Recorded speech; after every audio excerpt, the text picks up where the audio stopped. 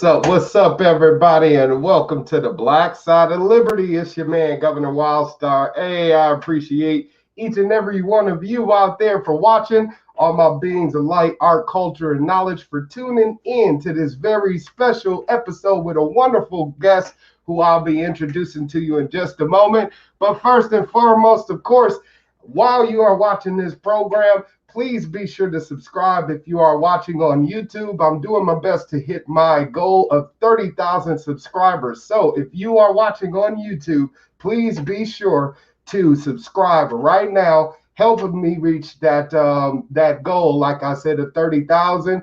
And if you are on Facebook, Twitter, Instagram, any of those social media platforms, please head on over to governorwildstar.com right now and click on any of those social media icons to connect with me and help me reach my goal of 5,000 on social media as well. I'm doing fantastic in improving my numbers and helping reaching a broader audience. And that's what we want to do with this liberty movement, is just inform more people of what's really going on the streets, not what the news is saying, not the fake news, not the disinformation, but facts, straight up facts, straight out the horse's mouth. And that's what we want to do. We want to use this platform right here to communicate with each other. And I would love to keep it going, and I need support from people like you in order to pay the bills and make sure that I'm able to reach more people. So like I said, do your due diligence in sharing. Sharing is caring. So please share any of these videos, any of my other videos, viral videos, not so viral videos, whatever the case may be. And put your money where your mouth is. If you want to donate, head on over to my website, click on donate, and be sure to send over any contribution, because it certainly helps, okay? And while you're watching the show, definitely do what my man Jeremy Medley right here just did. Oh, hold on, this way. And drop me a comment and say, what's up? Hey, boss man, what's up to you, Jeremy, for tuning in. Thank you, brother man, for being here on the Black Side of Liberty.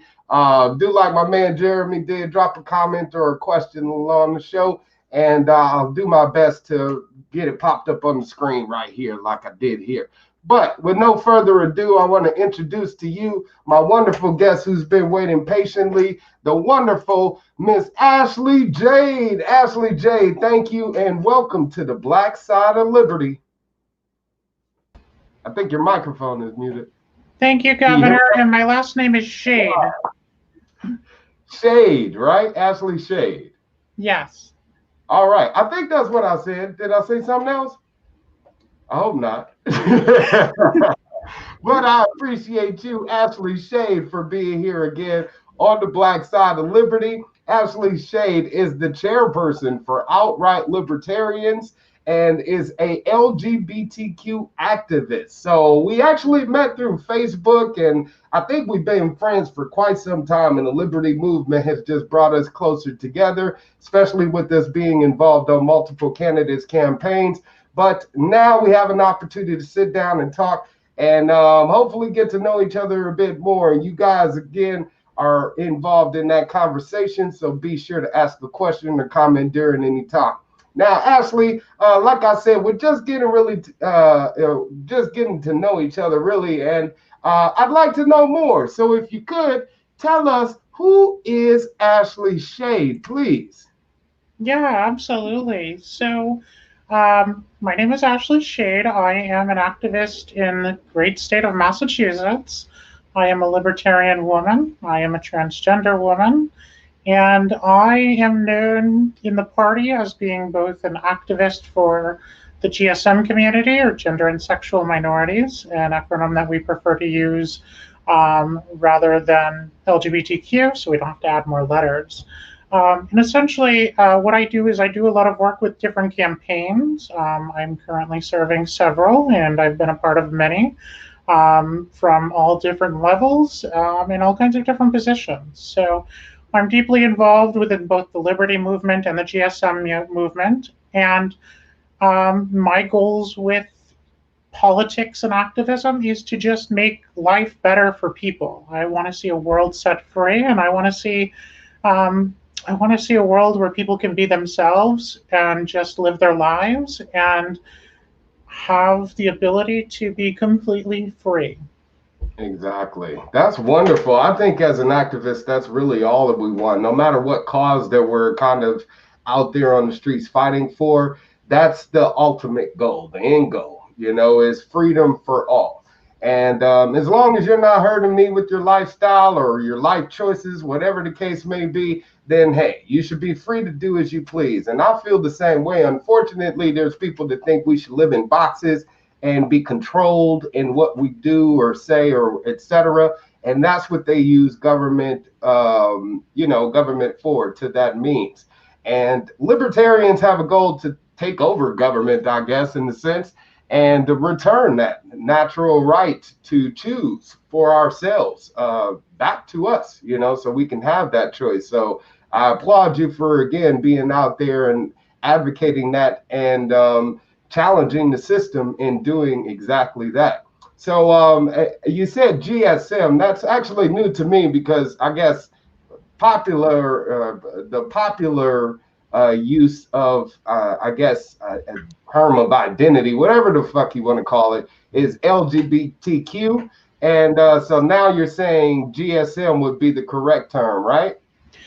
Yeah, for what we do here in the Libertarian Party, we've outright have adopted the term GSM, which stands for Gender and Sexual Minorities. And I feel it's a better term to reflect the GSM community or the LGBTQ community, because with LGBTQ, there's always the plus, and then there's other letters that get left out. And so to be more inclusive to everybody and make it easier to remember, using the term GSM or gender and sexual minorities, it covers everybody and it allows everybody to be included without having to add more representation letters to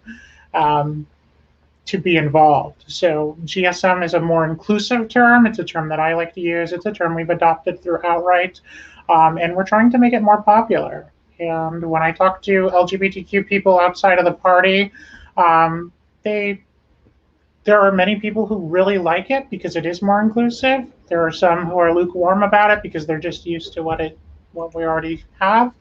But it's definitely a term that I feel is more inclusive and covers everybody. Gotcha. Absolutely. I understand. For the sake of the show, though, I apologize, but I'll be using that term, LGBTQ. I'll do my best to correct that and using the GSM as well. But I completely understand as far as it enveloping more people that feel like they may be excluded by the letters involved. Without having to add more letters and make it longer and longer, it allows us a term that includes everybody. Right, absolutely, more inclusive. And you said, now, how long have you been involved in the Libertarian Party and, in the outright Libertarian group? Yeah, so I've considered myself a libertarian for several years, probably going back to 2015 or 16. I voted for Gary Johnson in the last election, but I didn't truly get involved in libertarian politics until about 2018.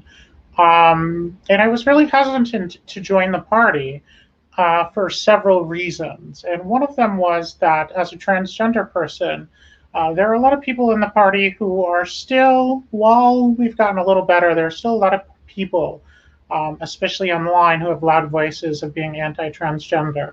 And so it took me a while to warm up to the idea of actually putting, the effort in and joining the party. And what led me to doing so, it was June of 2018. And I decided to reach out to the chairman of the party at the time, Nicholas Sarwark. I sent him a message and I said, "Hi, Nick, I consider myself a libertarian, but I've never gotten involved in libertarian politics.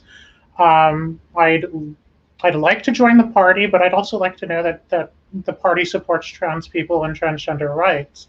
And I asked him, he said that absolutely they do. And I asked him if he would put out a public post saying so.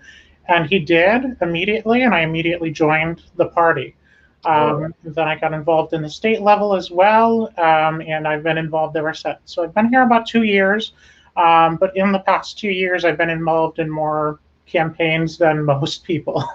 Gotcha. So you've also kind of hit the ground and running as far as informing other people of the GSM community about the Libertarian Party, libertarian principles, et cetera, and what they can do for them. And it seems like the Democrats kind of have the monopoly on, I guess, minority groups when it comes to, speaking out for them and what they want in government, even though they haven't delivered at all. I mean, as far as, gay rights and getting married, et cetera, they've been in support of that. But on the flip side, with, the GSM, LGBTQ community getting involved with this Black Lives Matter protest, demand for equality, many of the Democratic, legislative laws that they've passed or bills have been against minorities, have attacked those minority groups. There was a trans woman that was shot and killed by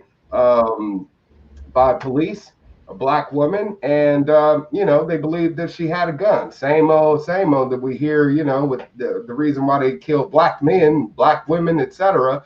And we see this happening. So if you inform more people of the LGBT GSM community about how libertarians can actually deliver, why don't they actually join the Libertarian Party? Well, there's several reasons why, and we have gotten more and more GSM or LGBTQ people to join. But part of that, there's several reasons why they're hesitant to join a third party. First, they're hesitant to join because they are conditioned to believe that one party is the absolute evil, and the other party, while not completely great, isn't trying to actively hurt them. And so they're throwing their support behind Democrats because they know, at least with the Democrats, they have a better chance of actually winning elections. They have a chance of being in office in the presidency. And they feel that it's a safer move than trying to bet on a third party who doesn't get enough votes. Because if they get stuck again with a candidate who's completely anti-LGBTQ or anti-GSM, then that causes more harm. Another reason why GSM people, and again, I was hesitant to join the party at first, is because there are people, especially online, who are very vocal, and they attack people for identifying with a group. And it's something that we need to change a bit in our party and how we message. While the individual is absolutely the most important minority, people have to realize that individuals group together because they are being marginalized, right? And your voice projects louder when you join a group and you put yourself in a group. It's why we're libertarians. Our voices collectively are louder as libertarians the more of us come together. Right. So it's important to understand that people fight for rights together and join groups together because that's how things actually get changed and done. Well, that's so to dismiss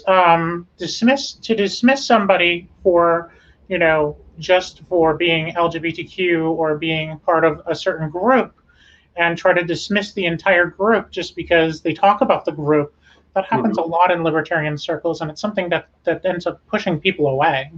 Can I say this? I mean, the libertarians, I've been around them, and the ones in California, I guess, and they do their best, and from my perspective, to just be safe, as politically correct and safe as possible with their messaging to not offend any group. Oh, we don't want to say this because we don't want to offend trans people or Black people or women, believe it or not. Even though the Libertarian Party and its principles have always advocated for rights of the individual, including all of those groups, ever since its creation, since the 70s. So it comes a matter of not only, libertarians doing their diligence as far as leaders getting out there and letting each individual group know how they fit under this umbrella, but also for those voters to be educated enough to actually do their homework. You did more than most. I mean, to actually say,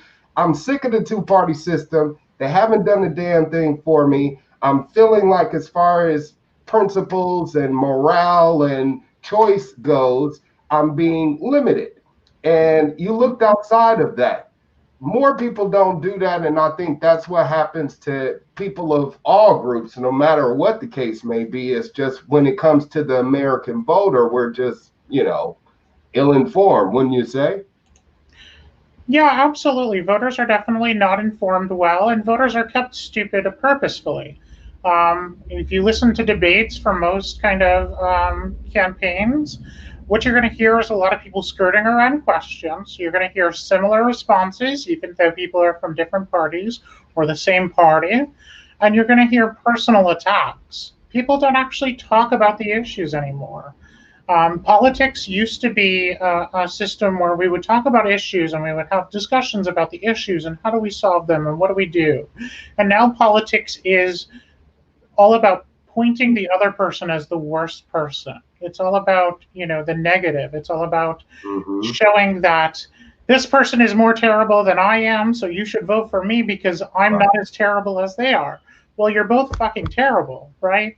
And we just need to get rid of all the terrible people.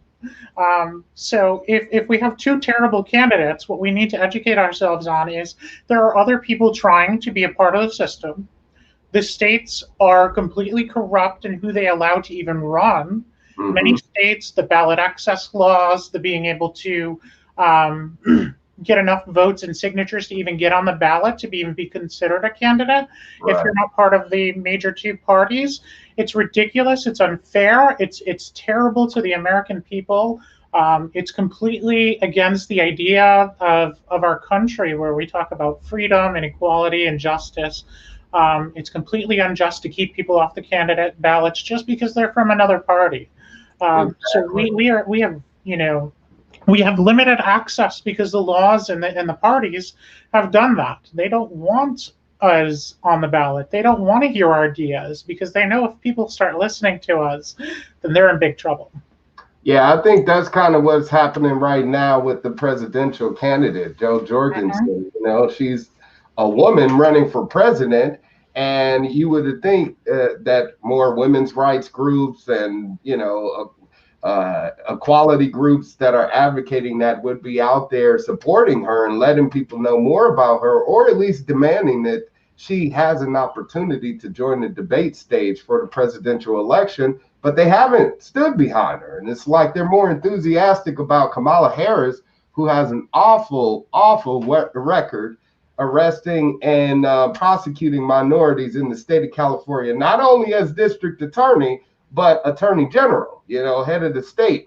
And, now they're more focused on her and her opportunities, I guess, opportunity to provide relief to the community.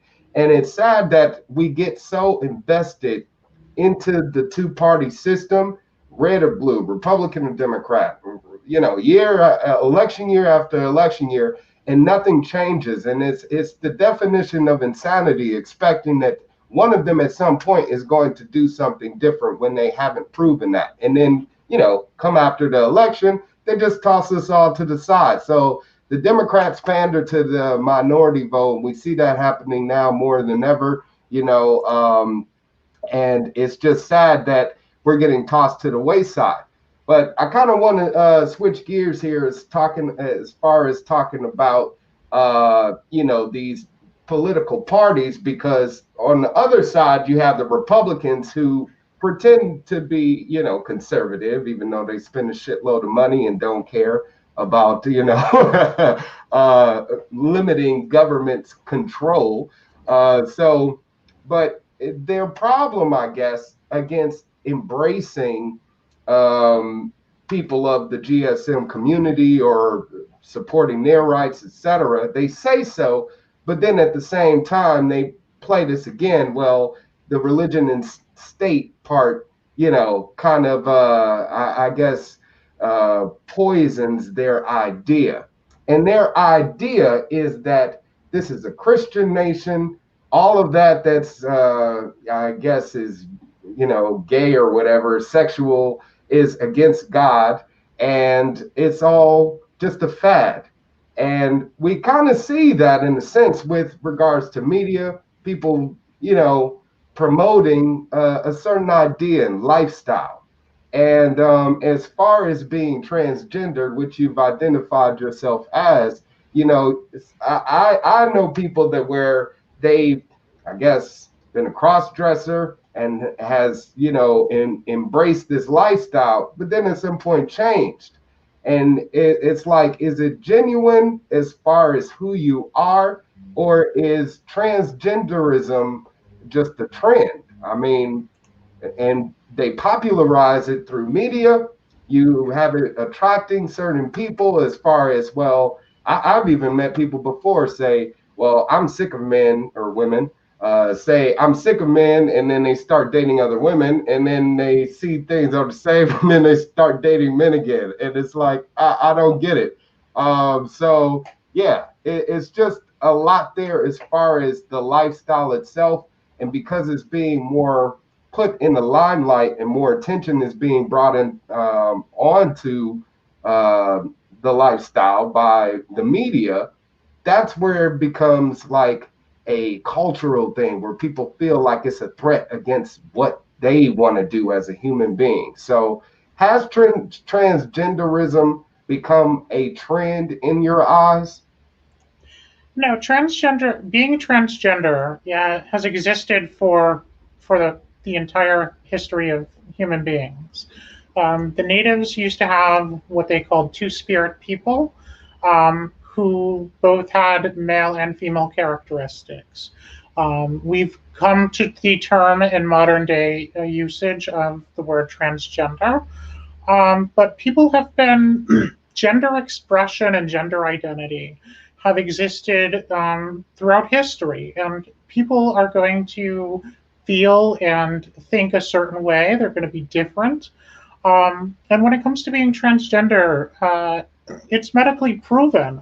They've done brain scans, they have science behind this, that your brain scans, so for instance, if I got an MRI, my brain scans would align more with being female than they would with male. They would actually show as female brain, meaning that like my brain is hardwired as female. That's who I am.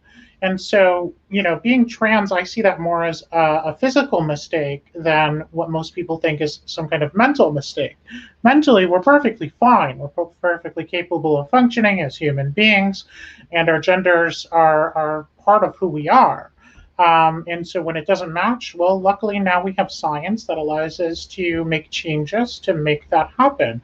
We have hormones that are available, and when with the right hormone treatment, things happen and the body starts to change and things line up a little more.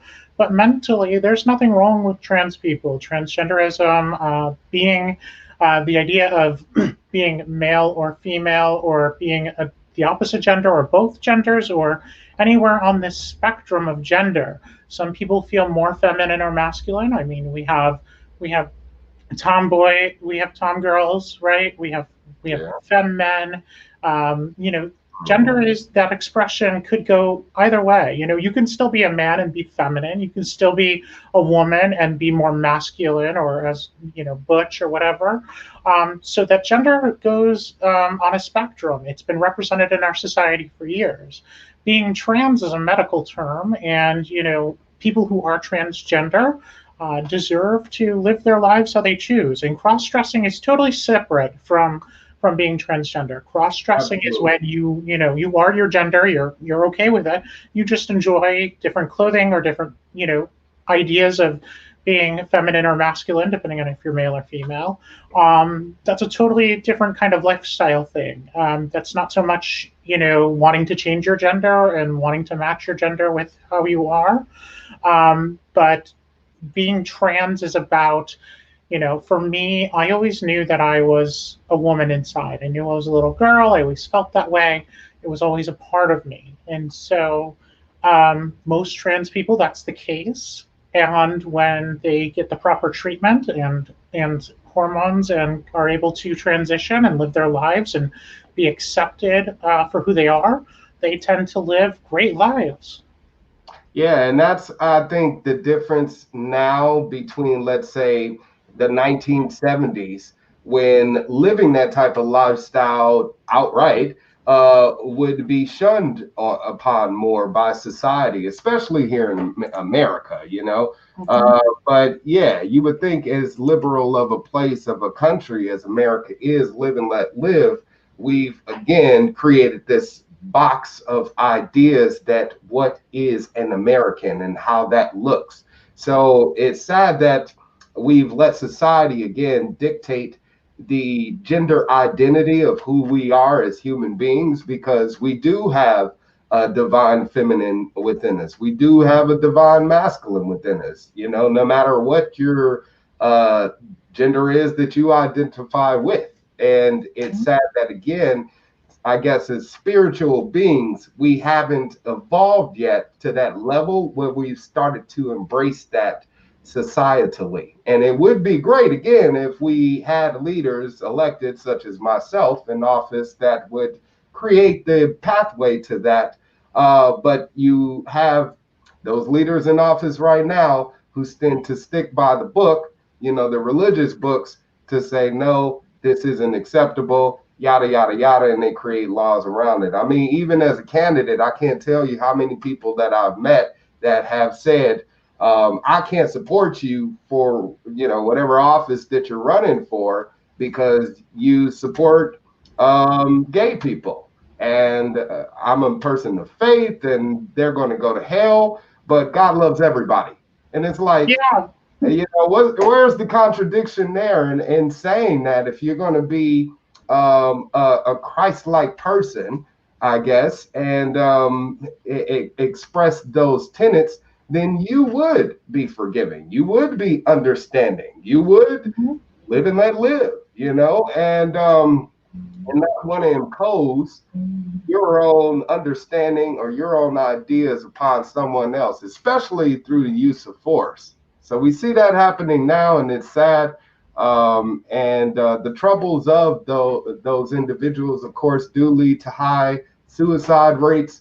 I believe that's something that the Libertarian Party and as well as the outright libertarians should focus on, you know, paying some attention to as well, because I think that would help us break through another barrier and make some waves. Yeah. What do you say?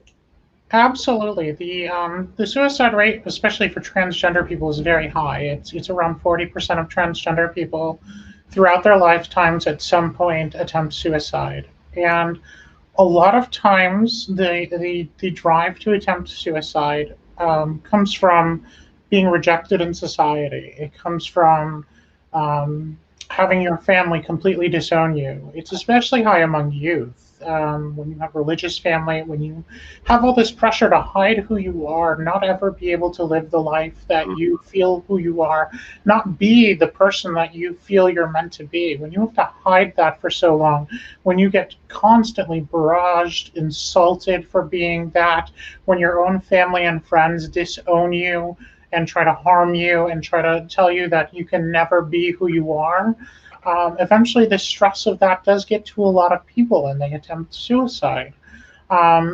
So part of how we change that is just to be more accepted. You don't even have to agree with the lifestyle, but it's a study that's happened just by using the preferred name and pronouns that somebody asks you to use. It greatly reduced their risk of suicide because they feel respected, they feel dignity. It's a dignity and respect thing. They want to be a part of the society. We all do. And so we just, all we want, you know, a lot of people say, well, here's my shirt, trans rights, right? And a lot of people, when I say that, will say, well, what rights don't transgender people have? Why do you get special rights that we don't? We're not looking for special rights, and we don't have the same rights as you do, because you get to participate in the society as you are as a human being without being degraded, insulted, and discriminated against, without being murdered. Right now, trans murder rates in 2020 are higher in the first 7 months of this year than they were in the entire year last year. Transgender people, especially of color, are being murdered at an epidemic rate. Okay, and so we have our community members being murdered, discriminated against, and here we are in a national basically quarantine. We're all at home. We are all socially distancing. We're less interactive with people, yet trans people are still being murdered at a higher rate. How is that possible? Right. Well, it's possible because we live in a culture and we have been put into a system. And right now we have a government that promotes discrimination against trans people. Exactly. They promote the idea that we are less than, that we don't deserve the same treatment. And all we want is to be able to participate in the society. We want to be able to go to work. We want to be able to have a home. We want to be able to have a family. We want to be able to do the same things that you do. And until we are able to participate in the society without being ostracized, discriminated against, and purposefully harmed by both the society itself and the government allowing that harm or even encouraging it. For example, trans people have one of the highest unemployment rates in the country, and trans people tend to be sex workers more often than not. So when you have somebody like Kamala Harris who intentionally uses her power to go after trans sex workers, who throws them in prison and says that they have to go to prison with the gender of their natural born sex, and throw prisoners in prison. So imagine if I got arrested for sex work, which won't happen, but if that happened and they threw me into a men's prison, imagine what that would do to me as a person, where they deny transgender people the medical treatment they need while they're in prison too. Kamala Harris did this. This is something she did. Oh yeah, I've been in jail while she was a district attorney and an attorney general. And I've been in jail with transgender people, and they did have issues where, you know, they felt either threatened by the company they were in, or like you said, didn't receive the attention that they needed because of that.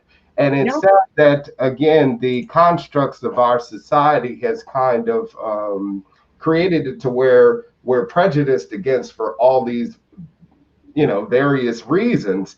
And all we're really demanding as human beings is just human rights, natural rights as human beings, like you said, to just live free, live respected, live comfortably in our own skin without the threat of being, you know, harmed in any way. But we're constantly under threat, and it seems like the people that are ignorant to it just don't want to observe it in any way. And we see that again, like I said, I hate to say this, but with the people of faith, they seem to be more unforgiving than most. And you have a lot of them wanting to join the Libertarian Party because they feel like, hey, it's a way to get away from that two-party system. But then they let their faith interfere with their choice. Whether it be that we're inviting and promoting of LGBTQ rights, GSM rights, etc., pro-choice when it comes to women's rights, and, you know, them wanting to have an abortion or smoking weed, you know, all these things, or taking shrooms, you know, personal choice, freedom of choice in the individual. So we have this being present in the Libertarian Party. And I've actually been told that the Libertarians are seen as promoting degeneracy in society. So do you think that Libertarians promote degeneracy of our society? No, I think Libertarians promote the right of freedom, right? So liberty is absolutely the best form of love in the world. Liberty is an unconditional form of love. If you can love somebody enough to say, I believe in you enough to make your own choices, and I believe that you're not going to hurt anybody else, so I'm not going to try to restrict your life. That, like, is the ultimate form of love. That's not degeneracy. Right. And if people want to do whatever they want to do, as long as they're not hurting anybody else, why should that be a problem for anybody else? Why? It shouldn't be. The people who have a problem with that are people that want to control others, who believe that they know what's best for everybody else, and who have this worldview that they deserve to decide what you should do and when you should do it. Exactly. You know, and the other thing I would like to mention is when it comes to this idea of identity, right, or what people call identity politics. To me, identity is not politics. Identity is who you are, and that should be respected. That is a human condition. You are who you are. You should be treated as a human being. That's a human right to be yourself always, whether it's your gender expression, your sexuality, your race. Those are things that you are born with. They are human conditions. And so we shouldn't be playing politics with that kind of stuff. We should be allowing people to live their lives how they choose. And I don't care what religion you are, what race you are, what color you are. If you truly believe in human beings, if you believe in the human spirit, and if you believe in America, the country that is supposed to be founded on liberty and justice for all, right? From the youth, right? We make this pledge. I pledge allegiance to the flag with liberty and justice for all. Exactly. The idea that all people are created equal. If you truly believe that, you shouldn't be trying to control their lives. Allow them to live how they choose without hurting anybody else. Now, if they hurt other people or take their stuff, then yes, we have problems and we need to work those out. But if they are not harming another individual, they have every right to make those choices without interference. Right. I think the people that are holding on to the idea of American exceptionalism feel like that will be threatened and will be obliterated in the event that it happens to expand in any way, shape, or form. And that's what makes America beautiful. That's what makes America great, is that we are such a diverse country. We are such a melting pot. And this is still the great human experiment to where we are using this land, this area that we are occupying together, and doing so in a hopefully peaceful manner, is to get to that point to where we can create an equal environment for us all to prosper. And you would think that people of faith would be more supportive of that, but they don't, and people that, again, spew empty rhetoric by reciting these words that are empty. If you're not going to follow through with the liberty and justice for all, what point is there to pledge any allegiance to that mantra whatsoever? It's absolutely it's up to we the people to actually follow through with that. But you're right about this whole identity politics thing. That's actually what I want to talk to you about next, because being a Black man, of course, when I have my expression of my ideas or my opinion, I get I get some blowback, some kickback. And, I have people saying racism doesn't exist in America. It's all in your mind. And I just actually saw an interview with John Stossel, who I respect very dearly and appreciate all of his contributions to the liberty movement.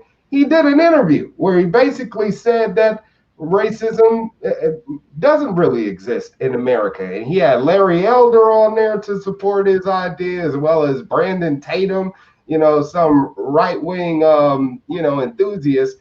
And it's sad that you have people out there using demagoguery to kind of support their ideas. And someone, again, like I said, such as John Stossel, who I appreciate, saying that, kind of using his platform to disprove something that is factually true, to say that it's kind of still all in our minds. And as much as I feel like as Black people, we need to let go of the trauma, we need to move forward, we need to recognize how we are not the slaves of yesterday, but are new slaves of today in order to, achieve true freedom.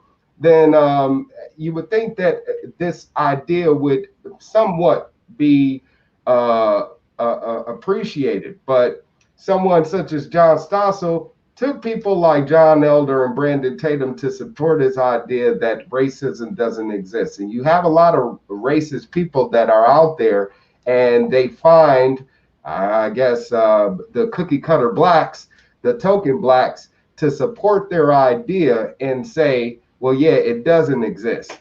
And we see this happening more and more. I want to ask you, do you think racism still exists in America? Absolutely, yes. Racism exists in so many different ways. Racism exists when we talk about immigration, when we talk about refugees. Racism exists in the workplace, in hiring practices, in education, in the way opportunities are given to different people. Racism exists based on your name.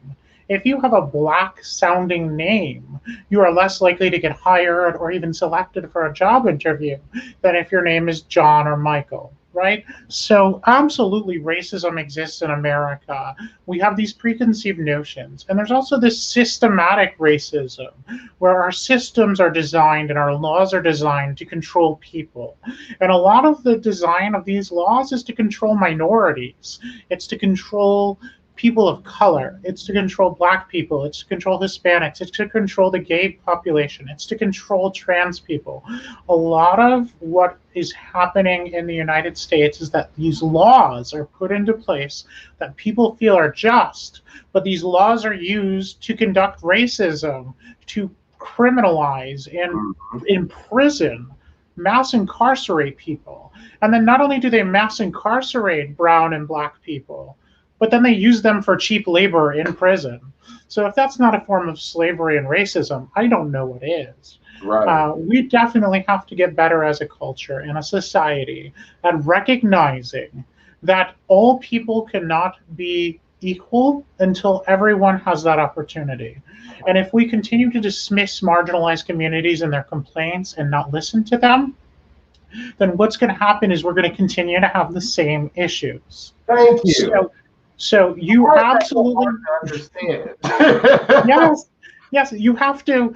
The way to change the culture, if you truly want to eliminate racism, sexism, homophobia, all these things, if you want this to happen, if you want a culture of liberty, everybody has to have a voice at the table.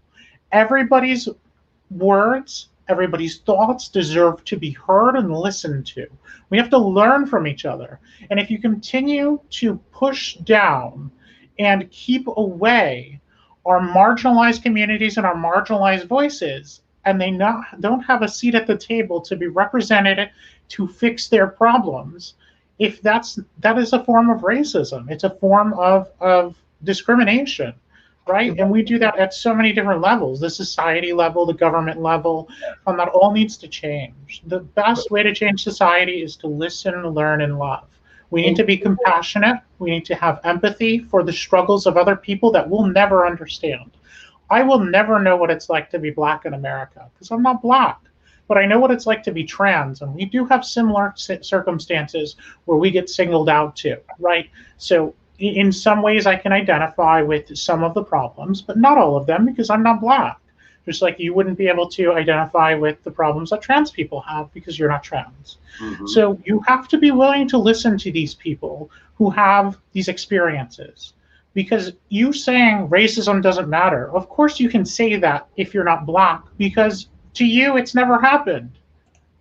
Right, exactly. So you have to listen to people who are experiencing these and not just disregard them and disrespect them. It's completely disrespectful to a person and their dignity to just blow them off and say, no, your problems don't exist. Well, my problems exist. I'm facing them right now.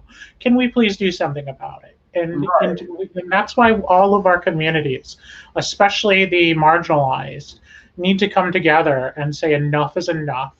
We all deserve to be here too. And we demand justice. We demand to be brought into the room. We demand to have our voices heard. And we demand that the system be changed because enough is enough. And I think that's what's so sad is a lot of the people that the people elect into power, they seem to say that they care about our voices when they're campaigning and they care and that they're listening, and then they get elected and it's like, all of the words went in one ear and out the other, mm-hmm. And they really don't care about our voices. They've proven it time and time again, but yet we keep supporting them. And it's sad that we see this happening again, to where people are suffering and they're ending up in the criminal justice system and having to be subjected to that, and then the criminal behaviors that come with them being vilified for who they are. And it's like prejudice exists in so many ways in America.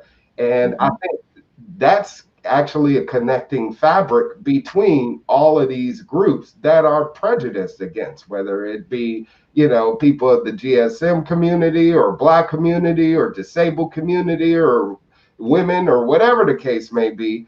It would behoove us to come together and take over our control over our lives, which government is taking the position to dictate over, but we don't see that happening much, unfortunately. Did I catch you off guard? Yeah, no, that's absolutely correct. And right now with government, there's a lot of work to be done. As I've said, liberty is the ultimate form of love. Telling somebody that you have every right to live your life as you choose is the ultimate form of love in the world. So how do we get there? How do we get to that point where we can be liberated, where we can love each other? Well, we have to be better communicators in general. We have to be willing to talk about different subjects. We have to be able to, again, learn. Learning is so important, listening to other people. One thing that happens in politics too much that causes problems is that we listen to somebody talk, and in our minds we're thinking, well, how do I respond to this? How do I respond to that? We need to listen to understand first before we listen to respond. If we don't listen and take the time to understand what the other person's perspective is or what they're going through, then we're always going to come up with the same answers when we respond. And we're always going to end up in these arguments where nothing actually gets done because we think we're right and we're not willing to embrace a new idea. We're not really willing to hear a new perspective. And we have to understand that we don't live long enough to experience everything there is in the world to experience. So it's important to learn from people who have different experiences. Having diversity and different experiences as part of the process is such a huge part of fixing the problems that those communities face and how that most of us face. And that's how we get freer. We get freer because we learn. Ignorance is the opposite of and a detriment to liberty. Being purposefully or willfully ignorant, not taking the time to learn new ideas, not taking the time to understand. Those types of things do not promote liberty. Liberty is about expanding our ideals, expanding the rights of people, allowing people to be themselves and live, right? So the best way we can do that is learn to listen to each other and also stop interfering with people's lives. Leave people alone, right? Stop. You might have an idea of how people should live, and that might work for you, but that's not going to work for somebody down the street. They have different life experience. They have different family dynamics. You don't know what anybody else is going through at any other time. I don't know about anything about your history, for example, and you don't know much about mine. So how can I tell you how to live when I don't even know what life experiences you have? Right. That's not right. That's not okay. We have a set of rules that say we shouldn't hurt each other and what happens. We have a set of rules that should say, do what you want, just don't hurt people and don't steal from them. Don't take their stuff. Don't harm other people. Don't impose your will upon me, Exactly. And when it comes to religious people, two things I want to throw out there. I believe God said that, not to judge people, right? Then the Lord said, judge, yes, be judged, right? So it's not your place to judge people. It is God's place to judge people. So if you are religious and you connect with the Bible and you connect with the religious theory, it's not your place to judge people. It is your place to accept them as they are and allow God to judge them when that time comes.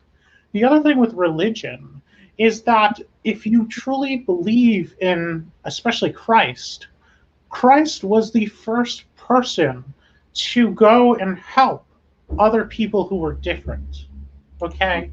He allowed other people to be themselves, and he gave his life for everybody. And if he did that for everybody, and free will is good enough for God, it should be good enough for you. Let us have our free will, let us live in peace, and let us be who we are. Woo! If it's good enough for God, it should be good enough for you. I love that. I mean, we need to put that on the plaque or something like And send that around to every damn home. Absolutely. I mean, it's sad because it seems like the people that we put in power had never had a fight before with anybody. They're like these dictators who, are narcissistic sociopaths and think they can't do any wrong, and whatever they know is what's best. But if they ever had any fight with anyone, and this is what's crazy, what takes me back about these so-called people that are married and have a problem in showing this, because I'm a married man. I've been married for almost 10 years. And my wife and I, when we have a fight, I've learned very quickly that the only way to resolve it is to just sit and listen. Just silently hear her out. You know what I'm saying? Don't interrupt, because if I do, that's going to a whole other world with a problem. So it's like these people, for some reason, never seem to have obtained conflict resolution skills. And maybe that would be necessary in order for them to maybe run for office, let's say. But yeah, it does take a matter of we, the people, getting to that level that we can kind of just sit back, listen to each other, have a conversation, get everything off of our chest, be frank, we can talk like this honestly, but we can do so in a respectful, civil manner. We can do so to where it leads us to a resolution and a solution opposed to a conflict, So we don't have to fight about all of these things all the time. I think that the reason why the politicians kind of continue to drum it up every election cycle is because they make it a non-issue so they can run for office, use those people that are sensitive about it to get elected, and then do nothing about it once they get elected. So it's sad that we see this happening. And hopefully we can change it. Hopefully the outright libertarians can inspire more people to get involved, get in office, and get elected as libertarians so they can make that change. So thank you so much, Ashley, for being here. I appreciate you for answering all of my questions, because none of my guests ever know what the hell I'm going to ask. So thank you so much. You're welcome. And one thing I just want to point out, Outright Libertarians, we are a nonprofit organization. Our organization's goal is to bridge the gap between the GSM community and Libertarian Party, because we feel the Libertarian Party is the natural home for GSM people, for the LGBTQ community, because we are about living your life. Right. And one of our members, our fundraising director, Chase Oliver, is running for Congress in Georgia. So just want to give him a shout out. He's running to replace the recently deceased Rep. John Lewis. So he's running for that seat. So shout out to Chase Oliver from our fundraising committee, running for office, proving the way that Outright belongs in politics, that we're working to change the culture. And that's really what it's about. We got to change the culture, and we do that together. We do that by having these conversations, by being willing to listen and learn, and by treating each other with dignity and respect. And those come a long way. So even if you don't agree with my lifestyle or you don't like me, don't actively try to take my rights away. Don't actively try to keep me from participating in society. And don't actively pass laws that try to harm me. Right. That's all I ask. You don't have to talk to me. You don't have to associate with me. Just leave me alone. And don't go out there trying to promote laws and other things that are going to make it more difficult for me to live in society. Just let it be. Let it be. And if anyone out there has any questions, please be sure to connect with Ashley right there on Facebook at the letter A, like Ashley, shade, the number 4, Liberty, okay? A shade for Liberty, because I had somebody ask a question that we're unfortunately not going to be able to get to, because I do have one more question before I let you out of here, because the one thing I like to do also is use these conversations to dispel any stereotypes or misunderstandings and kind of show how universally we're all the same. And one of the things I want to ask you is, of course, we all like to party, right? I know you like to party. And it's the GSM LGBTQ community loves to party. That's one thing I love about them for sure. And Black people love to party. And I take you as a person that has been to a few parties in their lifetime. So I want to ask you, who parties better, Black people or white people? You gotta let me know. Honestly, there are people in both groups who can party really well, and there are people in both groups who have a stick up their ass, and you shouldn't go to a party anywhere near them. So honestly, white or black doesn't matter. If you want to have a good party, you want to party with libertarians because we don't care what you do and we want to have fun. So the best people to party with are people who are free-spirited, who don't judge others, and who want liberty for everybody. So there ain't no party like a libertarian party. There we go. I love that answer. I'm going to use that from now on. Right here, Ashley Shade, she said, ain't no party like a libertarian party. So please be sure to join the Libertarian Party. Join Ashley Shade of the Outright Libertarians. Help out with everything that they're attempting to do to bring more awareness to equality to every community. And please, like I said, check her out at A Shade for Liberty. I know the website is still under works, which is outrightusa.org. Hopefully that'll be up and available soon as a resource as well, correct? Yes, we are revamping our website. We're giving it a new look. So that is currently under construction, and it'll be up soon. And it'll be up just in time for us to present the Libertarian Drag Calendar contest. So stay tuned. People have signed up. We're getting that ready. And that will be up on our brand new site coming soon. So we can't wait to have you visit. That sounds exciting. Yes, I'll definitely be checking that out and come back to the website. And so should all of you out there. Please, again, check out Ashley Shade and be sure to connect with her and help her out with the Outright Libertarians. Thank you so much again, Ashley, for being here on the Black Side of Liberty and talking with me. Thank you so much for having me. Oh, pleasure. You take care until next time. You too. Thank you.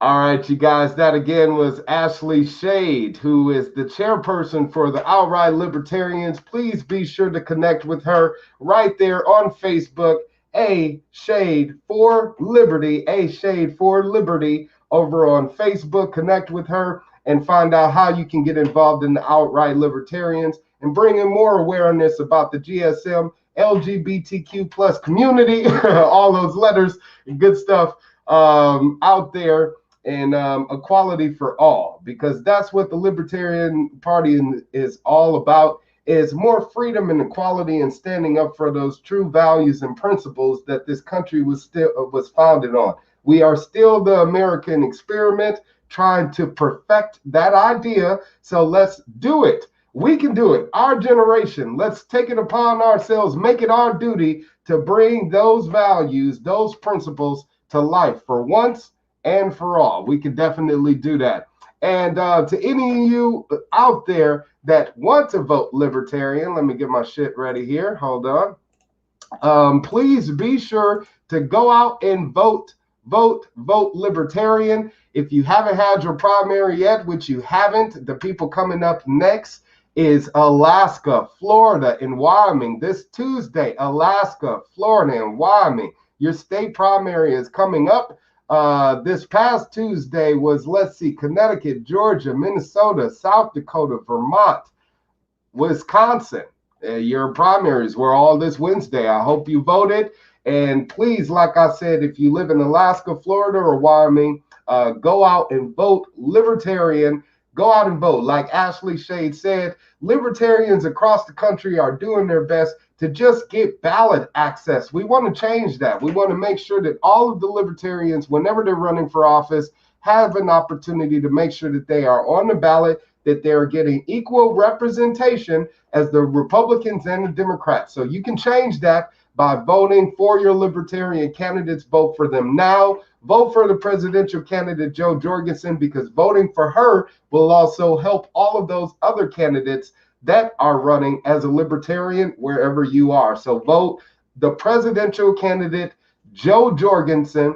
It will also help her get an opportunity to be heard on the presidential debate stage. And that's what we want to do also, is just open up the platform for more people to be heard, more voices, more opinions, more objections, you know, just more. And that's what we want. As Americans, more choices. We shouldn't be limited to just what we're told. And we, again, can change that if you go out there, Vote Libertarian Joe Jorgensen for President of the United States. Florida, Alaska, and Wyoming coming up this Tuesday, August 18th. Please be sure to do that. Also, all of you people out here in California, please be sure to support my campaign to vote Libertarian, like I said, and get me to become the next governor of California. You can do that by making a contribution today. Please head over to crowdpack.c/Wildstar4gov. I am running for governor of California and would love to have an opportunity to represent the people here and bring back liberty. So you can help me in that effort. It does cost money to buy lawn signs. It does cost money to buy bumper stickers. It does cost money to pay social media managers and fundraising managers, people that actually get money. You got to pay them. So right now it's very difficult with this whole coronavirus lockdown for everybody. So every contribution is much appreciated. I have some levels here to where you can donate of 25, 100, 500, and 1,000. I even got $1,000 donation because we do have people out there, freedom fighters just like you, who want to bring back liberty to the state of California. So please take action right now against the tyrannical Governor Gavin Newsom. If you haven't heard, people ask me, why should they recall Governor Gavin Newsom? Just recall. Just Google it. Shit. Just recently, you had Uber and Lyft refuse to provide service in the state of California until they reverse this AB5 bill, which basically bans people from working as an independent contractor. This happened before the coronavirus lockdown and was part of the premise of why the other two attempts to recall Governor Gavin Newsom was supported, but those failed. This is now a third attempt. I repeat, attempt number 3 to recall Governor Gavin Newsom.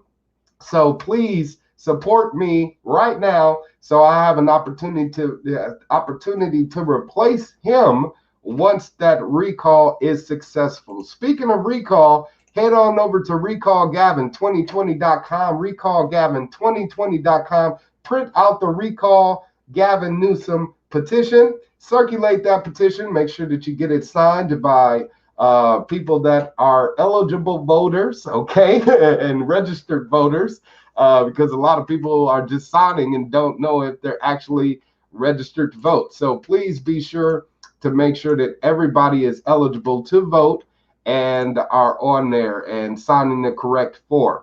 And if you want to help with that effort, I'm also part of a nonprofit organization called We Have Rights. We have been instrumental in mobilizing hundreds of thousands of Californians to protest against this unconstitutional lockdown that has been imposed upon we the people. So if you want to get involved with We Have Rights, please head over to the website right now, find out how you can get involved. We are, again, a nonpartisan, nonprofit grassroots organization. We're not backed by George Soros and millions of dollars. So if you are out there and you want to support our protest and our movement, we can make it bigger than just the state of California. We need money to make that happen. So head over to wehaverights.com, make a donation today, a contribution. Every little bit helps. We just held a rally in Ventura